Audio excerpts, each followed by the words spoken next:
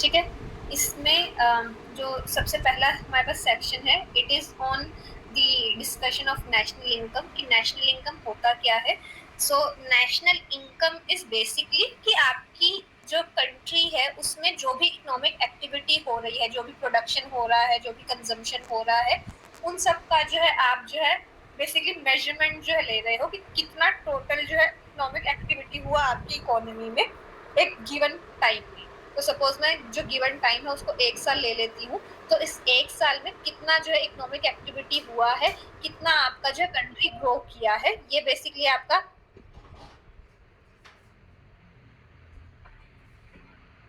National income जो है वो मेजर करता है। ठीक है, कि कितना जो है इकोनॉमिक एक्टिविटी बेसिकली है एक पर्टिकुलर पीरियड में एक कंट्री का। अब ये जो नेशनल इनकम है इसको हम क्योंकि 3 अलग-अलग मेथड से जो है कैलकुलेट कर सकते हैं, तो इसलिए हम इसको डिफाइन भी 3 तरह से कर सकते हैं। जब मैं बोल रही हूँ कि टोटल इकोनॉमिक एक्टिविटी कितना है आपकी इकोनॉमी का, तो उसका मतलब है कि हम 3 तरह से उसको मेजर कर रहे हैं। एक कि हम बोल रहे हैं कंजम्पशन एक्सपेंडिचर मेथड के अकॉर्डिंग कि कितना जो है टोटल एक्सपेंडिचर हुआ है, जो इकोनॉमिक एक्टिविटी है उसको हम डिफाइन कर रहे हैं इन टर्म्स ऑफ एक्सपेंडिचर कि आपका एक्सपेंडिचर जो है कितना हुआ। दूसरा हमारे पास है प्रोडक्ट मेथड के लिए हम बोलते हैं कि जो हम इकोनॉमिक एक्टिविटी बोल रहे हैं कि कितना प्रोडक्शन हुआ। ठीक।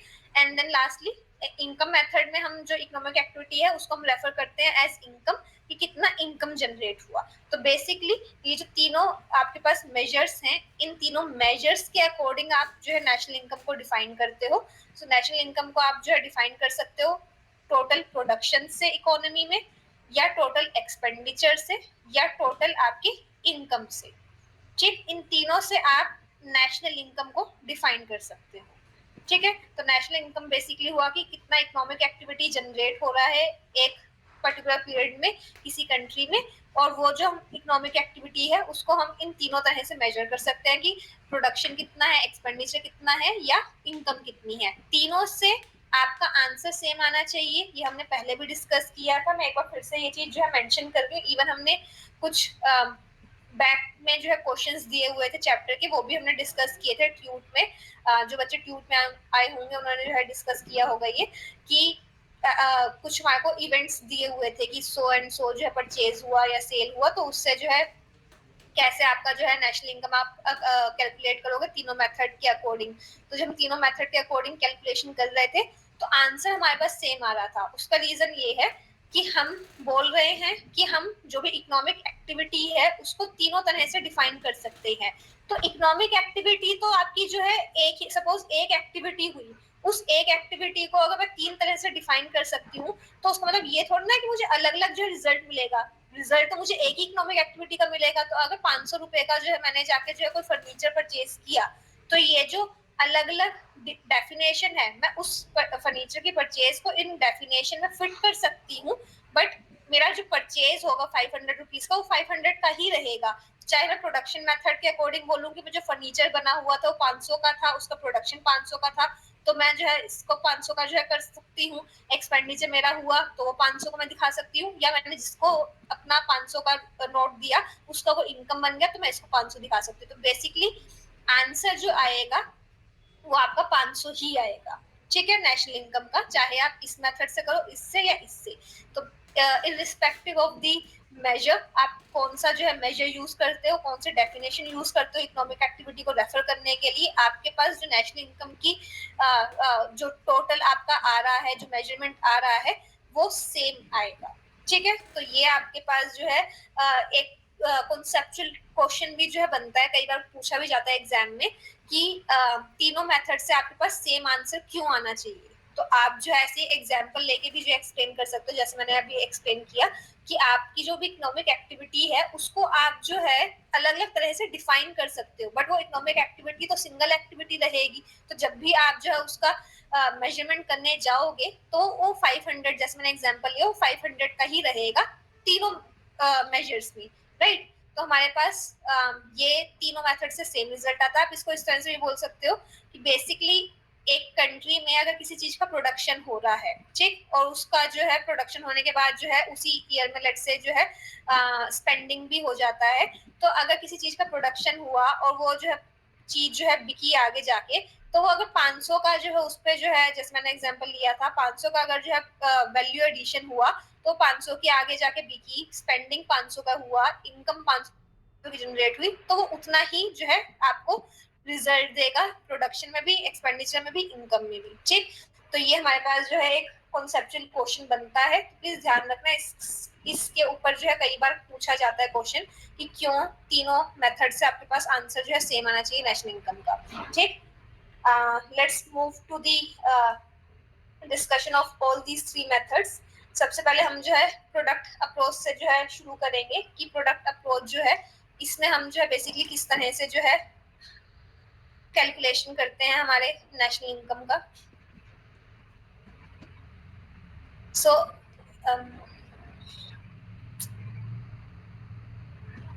Just a minute,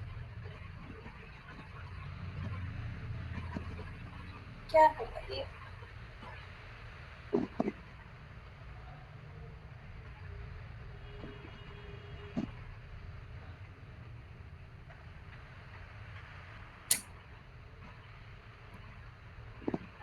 Sorry, just a minute.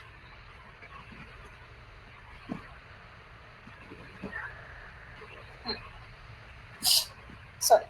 So product approach से हम जो है शुरू करते हैं। सबसे पहला जो हम अप्रोच कर रहे हैं, it is based on production, कि कितना जो है प्रोडक्शन हो रहा है एक कंट्री में, उससे हम जो डिफाइन कर रहे हैं कि हमारा जो है टोटल इनकम जो है क्या जनरेट हो रहा है कंट्री में। इस प्रोडक्ट अप्रोच में जो हम कैलकुलेट करते हैं उसे हम बोलते हैं जीडीपी।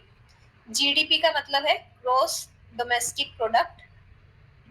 ठीक, ग्रोस डोमेस्टिक प्रोडक्ट का मतलब क्या है कि जो आपका प्रोडक्शन हुआ है डोमेस्टिकली उसका ग्रोस वैल्यू बेसिकली क्या है। ठीक, इसको आप ऐसे भी लिख सकते हो जीडीपी एमपी। आपकी बुक में जो है ये एमपी का नोटेशन नहीं है, बट ये अज्यूम किया जाता है कि अगर वो जीडीपी लिखा हुआ है then it is given at market price. ठीक, सो आप इसको ऐसे लिख सकते हो एट मार्केट प्राइस। ठीक है, तो जैसे मैंने बोला कि ग्रोस डोमेस्टिक प्रोडक्ट का मतलब है कि जो भी डोमेस्टिकली प्रोडक्शन हुआ है उसका ग्रोस वैल्यू मार्केट प्राइस पे। ठीक, अब ये जो डोमेस्टिक प्रोडक्शन मैं बोल रही हूँ इसका मतलब क्या है? डोमेस्टिक प्रोडक्शन जब मैं बोलती हूँ वो नेशनल प्रोडक्शन से कैसे अलग है? एक और आप जो है टर्म जो पढ़ते हो which is GNP/MP, which is gross national product at market price.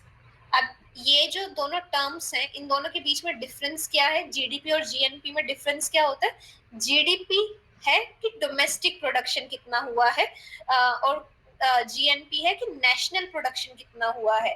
तो जो डोमेस्टिक प्रोडक्शन और नेशनल प्रोडक्शन के बीच का जो डिफरेंस है वो आपको क्लियर होना चाहिए। डोमेस्टिक प्रोडक्शन हम जब बोल रहे हैं तो उसका मतलब ये है कि आपकी जो डोमेस्टिक टेरिटरी है, ठीक, आपकी कंट्री का जो आपने बाउंड्री जो बनाया हुआ है उसके अंदर अगर कुछ प्रोडक्शन हो रहा है, ठीक, तो वो आपका जो है जीडीपी के अंडर जो है आप जो है कैलकुलेट करते हो। बट जब आप बात करते हो कि आपकी कंट्री की इनकम कितनी है, ठीक, तो आपकी कंट्री के जो लोग हैं, जो सिटीजन्स हैं, वो सिर्फ आपकी कंट्री की बाउंड्री के अंदर जो है काम नहीं करते हैं, वो उस बाउंड्री से बाहर जाके भी काम करते हैं। बेसिकली ओवरसीज भी जो है काम कर रहे होते हैं लोग। तो आप जब जीडीपी की बात कर रहे हो तो वो सिर्फ और सिर्फ आपको वो प्रोडक्शन बता रहा है जो आपकी कंट्री के अंदर हो रहा है, ठीक, बाउंड्री के अंडर हो रहा है। अब अगर आपको नेशनल प्रोडक्शन जो है कैलकुलेट करना है कि नेशनली जो है हम कितना जो है प्रोडक्शन कर रहे हैं, आपके जो ओवरसीज में भी जो लोग रह रहे हैं वो है तो आपके सिटीजन्स, तो वो भी जो है अगर कुछ भी जो है प्रोडक्शन कर रहे हैं, कुछ भी वैल्यू एडिशन कर रहे हैं, कुछ अर्न कर रहे हैं, तो वो आपकी कंट्री की इनकम है। ठीक, तो उस ग्रोस नेशनल उसको अगर आपको जो है बेसिकली जो है कैलकुलेट करना है तो आप इंस्टेड ऑफ कैलकुलेटिंग जीडीपी आप कैलकुलेट करते हो जीएनपी। ठीक, तो जीडीपी और जीएनपी के बीच में जो डिफरेंस होता है वो बेसिकली होता है एनएफपी का, जिसे हम बोलते हैं net factor payments from abroad.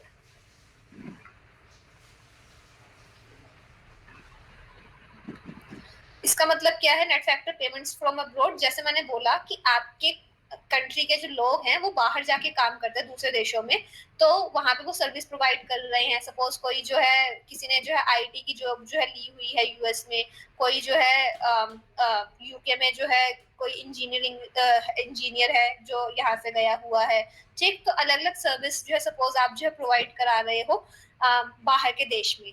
अब वो जो आप सर्विस प्रोवाइड करा रहे हो वो बेसिकली फैक्टर सर्विस है, लेबर सर्विस जैसे हो गई, या आपकी जो है ह्यूमन कैपिटल की जो है सर्विस हो गई। बेसिकली आप सर्विस प्रोवाइड करा रहे हो और आप इंडिया के जो है सिटीजन हो, बाहर जाके आप सर्विस प्रोवाइड करा रहे हो, तो आप जो भी अर्न कर रहे हो वो एज सिटीजन इंडिया की इनकम है, ठीक। इसी तरह से यहाँ पे भी इंडिया की बाउंड्री के अंदर भी जो है कुछ ऐसे लोग होंगे जो रशिया से या यूके से, यूएस से, वियतनाम से, अलग अलग कंट्री से बिलोंग करते होंगे। अब वो भी लोग यहाँ पे जो है कुछ ना कुछ इनकम अर्न कर रहे होंगे। तो ऐसे ही जैसे हम जो है बोल रहे हैं कि हमारे लोगों की जो इनकम जो बाहर वो अर्न कर रहे हैं वो हमारी है, ऐसे ही यूएस, रशिया, इन सब के लोगों के इनकम जो यहाँ अर्न कर रहे हैं इंडिया में वो उन कंट्रीज की होगी, राइट। तो जब हम एनएफपी बोलते हैं, net factor payments from abroad, तो इसमें हम क्या कर रहे होते हैं, factor payments received from abroad, की जो बाहर से हमको मिली है, हमारे लोग जो बाहर काम कर रहे थे उसमें से आप जो भी हमने बाहर हमारी कंट्री में जो भी लोग बाहर से आके काम कर रहे हैं वो जो भी यहाँ से पैसा जो है लेके जा रहे हैं वो हमारा पैसा नहीं है, ठीक। तो ये वाला पैसा जो है net factor payments paid to abroad, sorry not from abroad, paid to abroad, ये बेसिकली हम माइनस करते हैं, ठीक। और ये आपके पास जो है आता है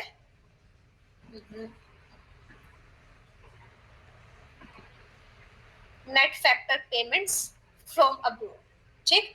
तो ये आपके पास जीडीपी और जीएनपी के बीच का डिफरेंस होता है। अगर आप जीडीपी में ऐड कर देते हो इन फैक्टर पेमेंट्स को तो आपके पास जीएनपी आ जाता है, ठीक है।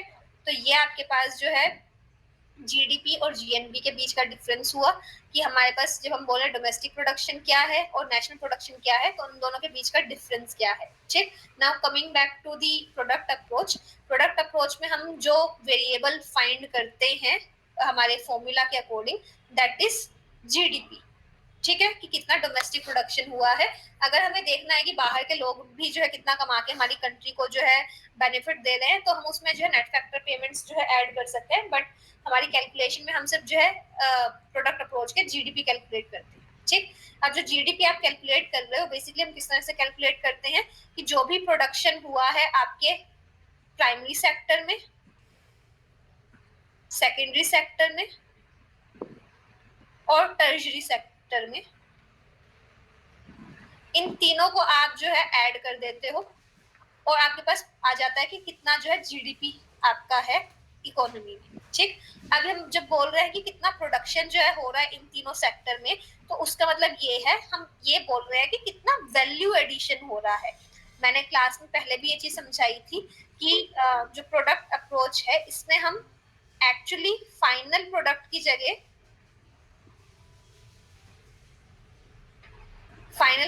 जगह हम जो है ऐड करते हैं आपका वैल्यू एडिशन, जो कि रीजन उसका है कि अगर आप फाइनल प्रोडक्ट जो है कैलकुलेट कर रहे हो हर एक सेक्टर में प्रोडक्शन का, तो उससे क्या होगा आपका डबल काउंटिंग का जो है प्रॉब्लम होगा। जैसे कि सपोज आपने जो है कोई जो है एक्स प्रोडक्ट जो है प्रोड्यूस किया जिसकी जो है अलग अलग स्टेजेस हैं। सो सपोज फर्स्ट स्टेज में उसमें जो है कुछ काम हुआ, देन सेकंड स्टेज में कुछ काम हुआ, देन थर्ड स्टेज में कुछ काम हुआ, फोर्थ स्टेज में कुछ काम हुआ। जब फर्स्ट स्टेज में जो है जब आपके पास ये प्रोडक्ट था तब उसकी वैल्यू थी लेट्स से 80। जब सेकंड स्टेज में वो गया उस पर काम होके जो है उसकी वैल्यू हो गई 100। देन थर्ड स्टेज पे उस पर और थोड़ा काम हुआ तो उसकी वैल्यू हो गई 150। देन फोर्थ स्टेज में उस पर और थोड़ा काम हुआ तो उसकी वैल्यू हो गई 200, ठीक। अब 200 पे जाके वो जो है इस पर्सन को जो है बिक गया, ठीक है। तो अब बेसिकली जब आपका प्रोडक्ट जो है सेल हो जाता है तो हम बोलते हैं कि वो जो है फाइनल प्रोडक्ट जो है बन गया, ठीक है। अब अगर मैं जो है हर एक स्टेज का जो है ये कंसिडर करूं कि ये फाइनल प्रोडक्ट है, ये फाइनल प्रोडक्ट है, ये फाइनल प्रोडक्ट है, ये फाइनल प्रोडक्ट है, और मैं सारा फाइनल प्रोडक्ट जो है ऐड कर दूं, तो उस केस में क्या होगा, मेरे पास 80 प्लस 100 प्लस 150 प्लस 200 का जो है टोटल जो है प्रोडक्शन आएगा, ठीक है, जो कि एक्चुअली गलत है। क्यों? क्योंकि जब मैं बोल रही हूँ कि यहाँ पे जो है फर्स्ट स्टेज पे इस एक्स कमोडिटी की जो वैल्यू थी वो 80 थी, ठीक, देन सेकंड स्टेज में ये 100 हो गई, तो ये 80 से 100 हुई है। जब सेकंड स्टेज पे हम गए तो ऑलरेडी जो प्रोडक्ट था वो 80 की वैल्यू रखता था, इसमें हमने सिर्फ काम करके जो है 20 का जो है एडिशन किया है। तो बेसिकली आप अगर जो है 80 100 150 200 को जमा करोगे तो आप इस 80 को कितनी बार जमा कर रहे हो, एक बार यहाँ, एक बार यहाँ, एक बार यहाँ, एक बार यहाँ, राइट। इसी तरह से ये जो 20 की आपने यहाँ पे वैल्यू एडिशन किया, अब ये यहाँ पे आपने काउंट कर लिया है। अब आप अगर अगेन फाइनल प्रोडक्ट की बात करो तो आप यहाँ पे भी इसको जो है ऐड करो, ये है 80 प्लस 20 प्लस 50, ये है 80 प्लस 20 प्लस 50 प्लस 50, राइट। तो अब क्या हो रहा है, 80 4 बार कैलकुलेट हो रहा है, 20 3 बार कैलकुलेट हो रहा है, 50 2 बार कैलकुलेट हो रहा है। इसे हम बोलते हैं problem of double counting. Although triple या 4 टाइम्स काउंटिंग हो रही है, बट डबल काउंटिंग इसलिए बोलते हैं क्योंकि जस्ट टू नेम इट कि ये बार बार जो है काउंट हो रहा है एक ही चीज, ठीक। अब ये वैल्यू जो 80 की थी वो वैल्यू जो है 4 बार यहाँ पे कैलकुलेट हो रही है। अब सपोज आपका जो प्रोडक्शन चेन है वो हमने यहाँ पे 4 स्टेजेस लिया, लेट्स से उसकी जो है 10 स्टेज हो, ठीक, तो उस केस में ये जो 80 का कमोडिटी होगा वो तो 10 बार काउंट हो जाएगा। तो बेसिकली यहाँ पे डबल काउंटिंग की प्रॉब्लम है अगर आप फाइनल प्रोडक्ट हर एक स्टेज का काउंट कर रहे हो, ठीक। तो इस प्रॉब्लम से बचने के लिए हम क्या करते हैं, इंस्टेड ऑफ सेइंग कि हम जो है फाइनल वैल्यू जो है कैलकुलेट कर रहे हैं हर एक स्टेज पे, हम क्या करते हैं, हम वैल्यू एडिशन कैलकुलेट करते हैं कि हर एक स्टेज पे वैल्यू एडिशन क्या हो रहा है, ठीक। तो यहाँ पे जैसे 20 का वैल्यू, यहाँ पे तो 80 का था सीधा सीधा, ये जो प्रोडक्शन हमने किया ये सीधा सीधा 80 का था, तो 80 यहाँ पे वैल्यू एडिशन हुआ 20 का, यहाँ वैल्यू एडिशन हुआ 50 का, यहाँ वैल्यू एडिशन हुआ 50 का। तो बेसिकली 200 हमारे पास जो है जीडीपी आया, इंस्टेड ऑफ ये जो हम यहाँ पे जो है 300 400 और ये 530 यहाँ पे हम जो है कैलकुलेट कर रहे थे। तो आप देख लो कि हम कितना एक्स्ट्रा जो है काउंटिंग करते हैं अगर हम ये जो है फाइनल वैल्यू के अकॉर्डिंग जो है कैलकुलेशन करते, तो हमारे को फाइनल वैल्यू के अकॉर्डिंग कैलकुलेशन नहीं करना होता है, हमें वैल्यू एडिशन के अकॉर्डिंग जो है कैलकुलेशन करना होता है कि कितना वैल्यू ऐड हुआ है। इसी के बेसिस पे हमने कुछ जो है न्यूमेरिकल्स भी किए थे बैक में जो आपको चैप्टर के दिए हुए हैं क्वेश्चंस, उनमें भी आपको जो है एक दो जगह पे जो है फाइनल वैल्यू दिया हुआ था और एक दो जगह जो है दिया हुआ था कि जैसे वैल्यू एडिशन का जो है कॉन्सेप्ट अप्लाई हो रहा था, तो वहां पे भी मैंने आपको करवाया था कि जो वैल्यू एडिशन है उसको आप जो है जीडीपी की कैलकुलेशन में लेके आओगे, फाइनल वैल्यू को आप कैलकुलेशन में लेके नहीं आओगे। अभी हम जब रिवीजन करके लास्ट में जो है बैक क्वेश्चंस पे जाएंगे तब मैं दोबारा वो क्वेश्चंस रिपीट करूंगी, तो आप उनको दोबारा से देखना। ये क्वेश्चंस इंपॉर्टेंट है, ये चीज ध्यान रखना। आपके मैक्रो इकोनॉमिक्स में न्यूमेरिकल्स कई सारे बनते हैं, उन न्यूमेरिकल्स की प्रैक्टिस आपको जो है होनी चाहिए, ना सिर्फ न्यूमेरिकल्स, कॉन्सेप्चुअल न्यूमेरिकल्स भी। बेसिकली आपको कॉन्सेप्ट पता होना चाहिए तभी उस न्यूमेरिकल को आप जो है कर सकते हो, वो सिर्फ जमा घटा नहीं होती है, कॉन्सेप्ट के बेसिस पे आपके न्यूमेरिकल बनते हैं, ठीक। तो यहाँ पे भी ये जो हम क्वेश्चन कर रहे हैं, अगर मैं इस पे बोलूँ कि आप जो है जीडीपी कैलकुलेट करो, तो यहाँ पे भी आपका जो वैल्यू एडिशन से आप कैलकुलेशन कर रहे हो ये आपका कॉन्सेप्ट बेस्ड न्यूमेरिकल बनता है। अगर आपको पता ही नहीं है कि वैल्यू एडिशन हमारा कोई कॉन्सेप्ट होता है या फाइनल वैल्यू हमारा कोई कॉन्सेप्ट होता है, तो आप इस न्यूमेरिकल को करोगे कैसे, ठीक। तो आपको ये कॉन्सेप्ट जो है ध्यान रखने चाहिए कि क्या कॉन्सेप्ट है और किसके बेसिस पे आप जो है कैलकुलेशन जो है कर रहे हो, ठीक है। Now coming to the next part, तो ये तो हुआ कि आपका किस बेसिस पे जो है मेजरमेंट हो रहा है प्रोडक्ट अप्रोच में, कैसे आप जो मेजरमेंट कर रहे हो। अब प्रोडक्ट अप्रोच में कुछ कुछ चीजें हैं जो आपको ध्यान रखनी चाहिए, कुछ कुछ आइटम्स हैं जिनके बारे में आपको जो है पता होना चाहिए अच्छे से कि कैसे आप उसका ट्रीटमेंट जो है बेसिकली कर रहे हो। एक तो मैंने आपको बता ही दिया कि आप मार्केट वैल्यू पे जो है कैलकुलेशन करते हो। दूसरा ये कि जैसे मैंने बोला कि आप फाइनल गुड को जो है कंसिडर करते हो फॉर कैलकुलेशन, आप इंटरमीडिएट गुड को जो है यूज नहीं करते हो कैलकुलेशन में। इंटरमीडिएट गुड और फाइनल गुड के बीच में आपको डिफरेंस जो है पता होना चाहिए। फाइनल गुड का मतलब है कि something that is ready for consumption, ठीक है। अगर कोई चीज रेडी है कंजम्पशन के लिए तो आपको उसको जो है बेसिकली कैलकुलेशन में लेके आना है।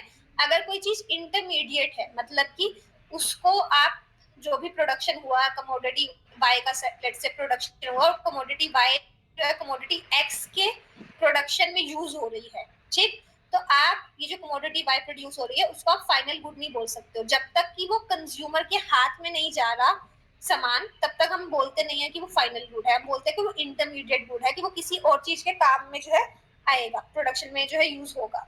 तो आप जो कैलकुलेशन में लेके आते हो जो भी आप कैलकुलेशन करते हो प्रोडक्ट अप्रोच में, वो आप करते हो बेसिकली फाइनल गुड की, कि किन चीजों का कंजम्पशन हो रहा है और उन चीजों को आप जो है लेते हो एज जीडीपी, ठीक। तो ये ध्यान रखना, इंटरमीडिएट गुड्स जो है आपके जीडीपी के कैलकुलेशन में नहीं आते प्रोडक्ट अप्रोच के, फाइनल गुड जो है आपकी जीडीपी की कैलकुलेशन में आते हैं। इंटरमीडिएट गुड होते हैं जो आप बेसिकली किसी चीज के प्रोडक्शन के लिए जो है यूज करते हो फर्दर।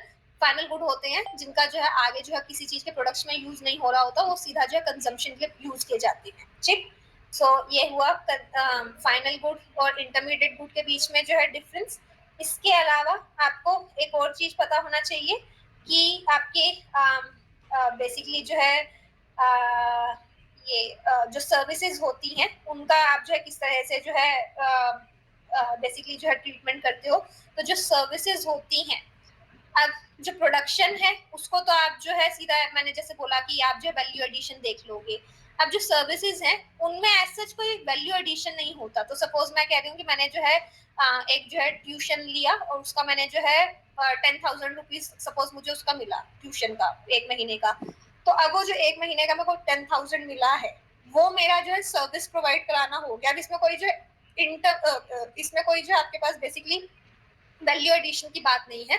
तो उस केस में जो एट पार जो भी आपको अमाउंट दिया हुआ है उसको आप ले लेते हो as for the calculation of GDP. तो सर्विसेज का जो भी आपको दिया हुआ वैल्यू वो आप सीधा सीधा आप जो है कैलकुलेशन में लेके आते हो, ठीक है। तो ये तो हुआ सर्विसेज का ट्रीटमेंट।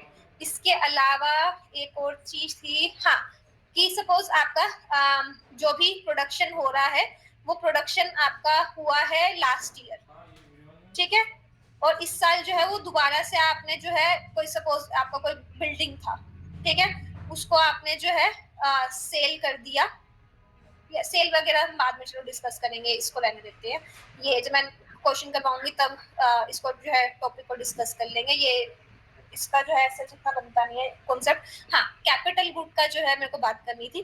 कैपिटल गुड और जो इंटरमीडिएट गुड होते हैं उनमें थोड़ा डिफरेंस होता है। कैपिटल गुड ऑल्दो वो होते हैं इंटरमीडिएट गुड है, क्योंकि कैपिटल गुड क्या है कि आपने कोई जो है बिल्डिंग जो है बनाई है या आपने कोई मशीनरी बनाई है, प्लांट लगाया है, तो उसको आप जो है किसी चीज के प्रोडक्शन में यूज करने वाले हो। बट ये अज्यूम किया जाता है कि जो भी आप कैपिटल गुड का प्रोडक्शन कर रहे हो उसका यूज जो है वो नेक्स्ट ईयर होगा, ठीक है। अभी इस साल आपने सिर्फ जो है उसको प्रोड्यूस किया है, ठीक। अब नेक्स्ट ईयर आप उसको यूज करोगे। अब जब आप नेक्स्ट ईयर उसको यूज करोगे तो तब उसको आप इंटरमीडिएट गुड मानोगे। अभी के लिए तो आपने प्रोडक्शन किया है, ठीक। तो अगर कोई भी कैपिटल गुड का प्रोडक्शन हो रहा है तो उसको भी आप जो है फाइनल गुड की तरह ट्रीट करते हो, उसको आप इंटरमीडिएट गुड की तरह ट्रीट नहीं करते। जिसका मतलब ये है कि जब आप जीडीपी की कैलकुलेशन कर रहे हो प्रोडक्ट अप्रोच में तो कैपिटल गुड्स को भी आप जो है इंक्लूड करते हो, ठीक। तो capital goods, services, final good, ये सब हमने देख लिया कि किस तरह से इसका जो है ट्रीटमेंट हो रहा है प्रोडक्ट अप्रोच के अंडर, ठीक। इसके बाद हमारे पास आता है हमारा सेकंड अप्रोच, जो कि है हमारा एक्सपेंडिचर अप्रोच। एक्सपेंडिचर अप्रोच में हमने एक्सपेंडिचर अप्रोच को जो है कई बार जो है डिस्कस कर लिया है। उसका रीजन ये है कि जो यूनिट 3 है उसमें भी आप सेम ही फॉर्मूला यूज करते हो फॉर एक्सपेंडिचर अप्रोच ऑल्सो। आपके पास है y equal to C plus I plus G plus N X. ये फॉर्मूला आपने जो है पहले भी जो है देखा है। यहाँ पे भी हमारा एक्सपेंडिचर अप्रोच में यही फॉर्मूला है। y का मतलब है यहाँ पे जीडीपी, ग्रॉस डोमेस्टिक प्रोडक्ट, ठीक। सी का मतलब है प्राइवेट कंजम्पशन। हर एक को मैं एक एक करके एक बार समझाऊंगी, अभी के लिए ये एब्रिविएशन काइंड ऑफ आप समझ लो। I is investment, G is government spending और NX जो है वो है आपका नेट एक्सपोर्ट।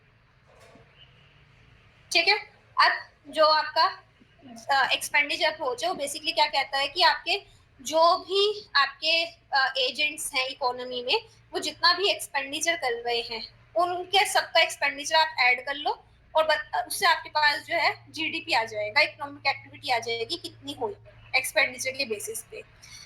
अब आपके पास जो इकोनॉमिक एजेंट्स हैं वो कौन कौन से हैं? आपके पास हाउस होल्ड सेक्टर है, ठीक, आपके पास फर्म्स हैं, आपके पास गवर्नमेंट है, आपके पास एक्सटर्नल सेक्टर जिसे हम रेस्ट ऑफ द वर्ल्ड बोलते हैं, ये है। ठीक, ये आपके पास इकोनॉमिक एजेंट होते हैं 4 जो कि आपस में इंटरेक्ट करते हैं किसी भी इकोनॉमी में, ठीक, या किसी भी इकोनॉमिक मॉडल में। अब जो आपका सबसे पहला जो इकोनॉमिक एजेंट है हाउस होल्ड जो है वो क्या करता है? वो कंजम्पशन करता है, ठीक, या वो इन्वेस्टमेंट करता है, राइट। तो ये जो कंजम्पशन और इन्वेस्टमेंट है, ये यहाँ पे जो भी खर्चा हो रहा है हाउस होल्ड की तरफ से वो यहाँ पे इंक्लूड हो जाएगा। फर्म्स पे आते हैं, फर्म्स बेसिकली खर्चा क्या करती हैं? फर्म्स खर्चा करती हैं कि वो प्राइवेट कंजम्पशन तो ऑब्वियसली वो हम नहीं कंसिडर कर सकते क्योंकि प्राइवेट कंजम्पशन जो है फर्म्स का तो पार्ट नहीं हुआ। मेन जो खर्चा होता है फर्म्स की तरफ से वो होता है कैपिटल एक्यूमुलेशन के लिए, कि उनको जो है कैपिटल को एक्यूमुलेट करना है, तो उसके लिए जो है बेसिकली खर्चा कर रहे हैं, राइट। तो जो भी इन्वेस्टमेंट होता है जिसे हम बोलते हैं, इसको एक और टर्म यूज किया जाता है, ग्रॉस डोमेस्टिक कैपिटल फॉर्मुलेशन, कि आप कितना जो है डोमेस्टिकली जो है कैपिटल फॉर्मुलेट करने की कोशिश कर रहे हो ग्रोस लेवल पे, तो वो आपका बेसिकली इन्वेस्टमेंट है, ठीक। तो फर्म्स क्या कर रही हैं? इन्वेस्टमेंट जो है कर रही हैं, कैपिटल फॉर्म कर रही हैं, तो वो एक्सपेंडिचर जो है फर्म्स की तरफ से हो गया। गवर्नमेंट कौन सा स्पेंडिंग करती है? गवर्नमेंट स्पेंडिंग करती है जो भी उनके जो है बेसिकली वेलफेयर के लिए सोसाइटी के जो भी स्पेंडिंग हो रही है वो बेसिकली गवर्नमेंट कर रही है। तो गवर्नमेंट की स्पेंडिंग जो है वो भी जो है एक्सपेंडिचर का पार्ट हो गया। इसके अलावा रेस्ट ऑफ द वर्ल्ड में हमारे पास क्या हिस्सा आता है? रेस्ट ऑफ द वर्ल्ड के साथ आपका इंटरेक्शन किस तरह से होता है कि आप जो है बाहर से सामान मंगाते हो और आप बाहर जो है सामान जो है बेचते हो, जिसे हम बोलते हैं एक्सपोर्ट और इम्पोर्ट, राइट। तो आप अगर जो है देखना चाहो कि कितना नेट स्पेंडिंग हो रहा है आपकी तरफ से और आपको आपकी तरफ आपको जो है बाहर से कितना जो है पैसा मिल रहा है स्पेंडिंग करके, तो बेसिकली कहाँ से आएगा? आपके नेट एक्सपोर्ट से आएगा, क्योंकि नेट एक्सपोर्ट क्या होता है? एक्सपोर्ट माइनस इंपोर्ट, कि आपने कितना जो है स्पेंडिंग किया और आपका बाहर से कितना जो है स्पेंडिंग आया, तो ये आपको जो है नेट जो है स्पेंडिंग दे देता है रेस्ट ऑफ द वर्ल्ड के साथ। तो अब अगर हम इनको जो है ऐड कर दें अलग अलग जो है एंटिटीज की जो है स्पेंडिंग को, तो आपके पास जो है टोटल स्पेंडिंग आ जाएगा कि इकोनॉमी में क्या है, जो कि एट द एंड आपको दे देगा कि जीडीपी का कैलकुलेशन क्या है। तो ये बेसिकली स्पेंडिंग के थ्रू कैलकुलेट करना है आपके जीडीपी को, ठीक। तो ये हमारे पास जो है एक्सपेंडिचर मेथड है। अब एक एक करके हम इस CIG और NX को जो है एक बार डिटेल में जो है देख लेते हैं। सबसे पहले हमारे पास प्राइवेट कंजम्पशन दिया हुआ है, प्राइवेट कंजम्पशन को हम C से रेफर करते हैं। इसमें हम जो है 3 तरह की यहाँ पे आपको कंजम्पशन बोली हुई है, एक तो ड्यूरेबल गुड्स पे, एक नॉन ड्यूरेबल गुड्स पे,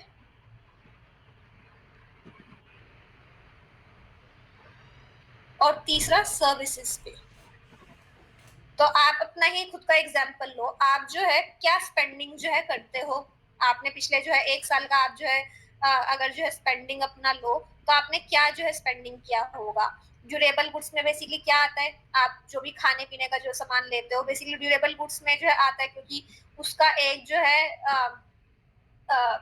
सॉरी जो भी आपका जो सॉरी जो आपके ड्यूरेबल गुड्स होते हैं उसमें बेसिकली हम कौन से जो है आइटम्स रखते हैं जो बेसिकली आपका जिनका सॉरी जो आपके जो है लंबे टाइम के लिए जो है चलने वाले जो है प्रोडक्ट्स होते हैं, तो जो लास्ट करेंगे आपको लंबे टाइम तक। तो उन ड्यूरेबल गुड्स में आपका सपोज पिछले साल में क्या खर्चा आया होगा, आपने किसी ने अगर जो है मोबाइल फोन लिया होगा तो वो आपके ड्यूरेबल गुड्स का जो है पार्ट हो गया, राइट। सपोज आपने जो है कोई वॉच लिया तो वो आपके जो है ड्यूरेबल गुड्स का पार्ट हो गया। तो ये आपके ऐसे प्रोडक्ट्स जो थोड़ा लंबे टाइम के लिए चलने वाले हैं वो आपके ड्यूरेबल गुड्स हो गए। नॉन ड्यूरेबल गुड्स मतलब जैसे मैंने पहले बोला कि आपका खाने पीने का जो सामान होता है वो नॉन ड्यूरेबल गुड्स में आता है, कि वो लंबे टाइम तक नहीं चलने वाला, वो बेसिकली जो है खराब हो जाएगा आफ्टर सम टाइम, तो उसकी वैल्यू खत्म हो जाएगी। खराब होने का मतलब बेसिकली क्या है, यहाँ पे हम किस सेंस में बात कर रहे हैं कि उसकी जो वैल्यू है वो कितनी है। जो ड्यूरेबल गुड्स होते हैं उनकी वैल्यू जो है लंबे टाइम की होती है, जो नॉन ड्यूरेबल गुड्स होते हैं उनकी वैल्यू जो है शॉर्ट टर्म की होती है। तो जो आपके स्पेंडिंग है वो ड्यूरेबल गुड्स पे भी होती है, नॉन ड्यूरेबल गुड्स पे भी होती है। इसके अलावा भी आपकी कुछ स्पेंडिंग होती है जो कि सर्विसेज पे होती है। फॉर एग्जांपल, आप किसी रेस्टोरेंट में गए, वहां पे आपको जो है वेटर ने सर्व किया, ठीक, आप किसी मूवी को देख के आए, अपने जो है उस मूवी को जो है एंजॉय आपने किया, ठीक, आपने जो है किसी सलून में जाके जो है हेयर कट लिया, ये सब बेसिकली क्या है कि आप सर्विसेज जो है एंजॉय कर रहे हो, ठीक, जो कोई आपको प्रोवाइड करा रहा है। आप एंटरटेनमेंट के फॉर्म में जो है कोई सर्विस एंजॉय कर रहे हो, आप जो है खाने के तौर पे जो है हॉस्पिटेबिलिटी आपको मिल रहा है उसको आप एंजॉय कर रहे हो, आपने कहीं पे जैसे मैंने बोला हेयर कट का जो है आपने सर्विस लिया उसको आपने एंजॉय किया।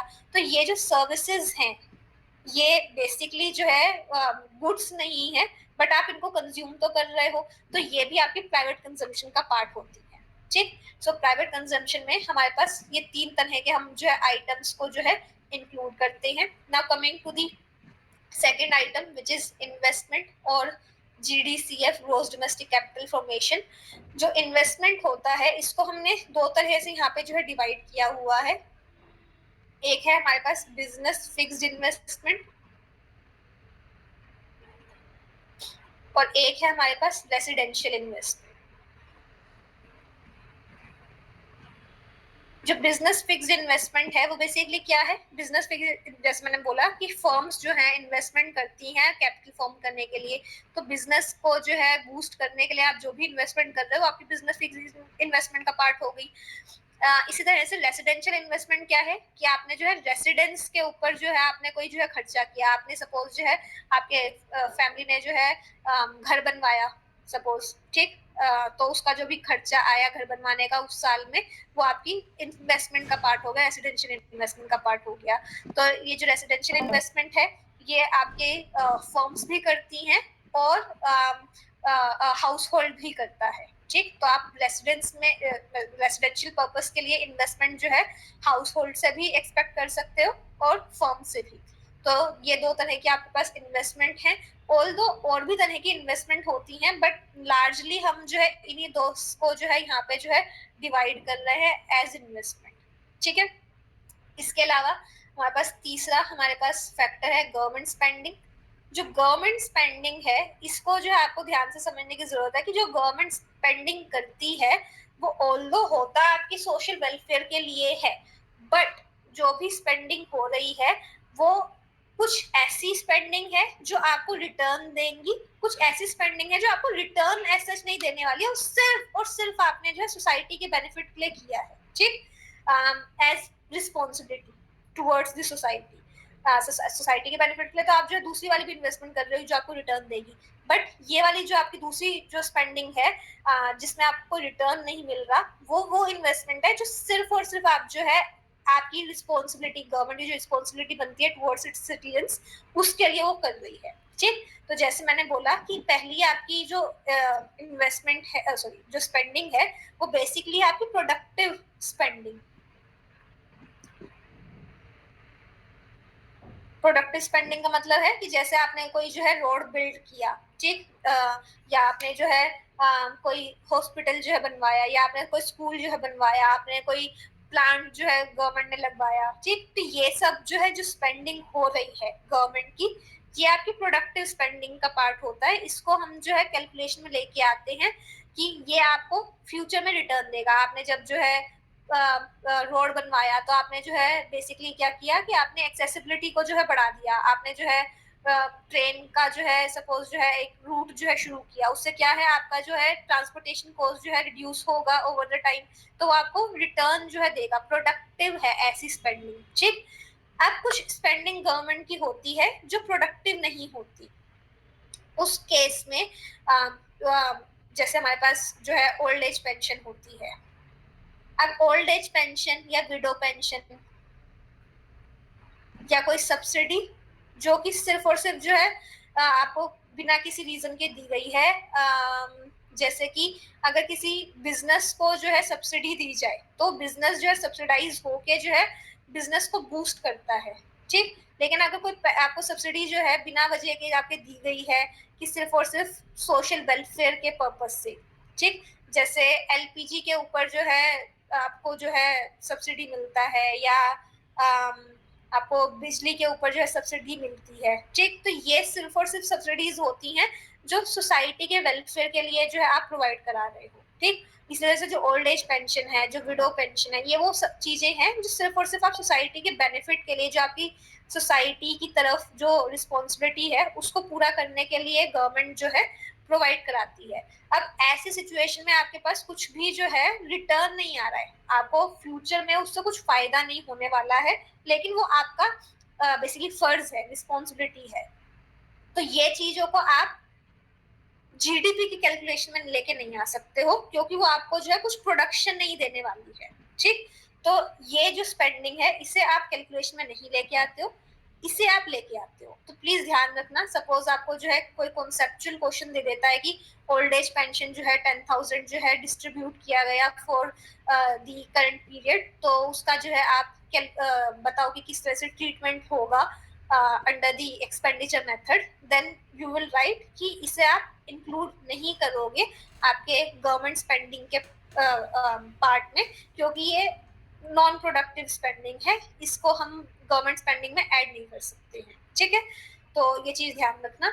Now the last point is net export. इसको मैं ऑलरेडी जो है बता चुकी हूँ, ये ज्यादा इसमें जो है और कुछ चीज है नहीं। नेट एक्सपोर्ट में बेसिकली एक्सपोर्ट्स माइनस इंपोर्ट हम लेते हैं कि जो भी आपने बाहर जो है सामान भेजा, जो भी आपने बाहर से सामान मंगाया, वो आपकी जो है टोटल स्पेंडिंग बता रहा है कि एक कंट्री जो है दूसरी कंट्री के साथ जो रिलेशनशिप बना रही है तो क्या स्पेंडिंग कर रही है, ठीक। तो ये आपके पास जो है टोटल स्पेंडिंग होता है कि कितना जो है अलग अलग जो है सोर्सेज से आपके पास जो है एक्सपेंडिचर आ रहा है, और फिर आप उसको ऐड करके बताते हो कि ये आपके पास टोटल जो है प्रोडक्शन हुआ उस पर्टिकुलर पीरियड में, ठीक है। सो ये आपके पास एक्सपेंडिचर और प्रोडक्ट अप्रोच हुए। अब जो इनकम अप्रोच है उसको हम कल डिस्कस करते हैं। कल जो है आपकी सुबह की क्लास होगी वही 9:30 की, और फिर उसके बाद जो है ट्यूट में हम कुछ जो है बैक क्वेश्चंस डिस्कस करेंगे कॉन्सेप्ट, और छोटा सा हम जो है ट्यूट ले लेंगे हाफ एन आवर का, उसमें हम सिर्फ जो है बैक क्वेश्चंस डिस्कस करेंगे। तो जो ट्यूट होगा वो कंबाइंड ट्यूट होगा, क्योंकि आज का ट्यूट फर्स्ट ग्रुप का हुआ नहीं था, तो फर्स्ट और सेकंड ग्रुप का साथ में जो है 10:30 बजे ट्यूट हो जाएगा, ठीक। छोटा ट्यूट ले लेंगे, उसमें हम सिर्फ एक ही, मैं जो है आपकी बुक में एक ही कॉन्सेप्चुअल क्वेश्चन दिया हुआ है जो इसके ऊपर बेस्ड है, वही हम डिस्कस कर लेंगे, ठीक है ना। तो कल हम डिस्कस करेंगे इनकम मेथड एंड फिर उसके बाद आगे का जो हिस्सा है सेविंग्स का, और फिर ट्यूट में हम जो है इसके ऊपर बेस्ड जो कॉन्सेप्चुअल क्वेश्चन है वो डिस्कस करेंगे, ठीक है। ओके, तो अगर आपको कुछ डाउट नहीं है तो आप अपना रोल नंबर यहाँ डाल सकते हो और लीव कर सकते हो आज के लिए। Thank you ma'am. ओके।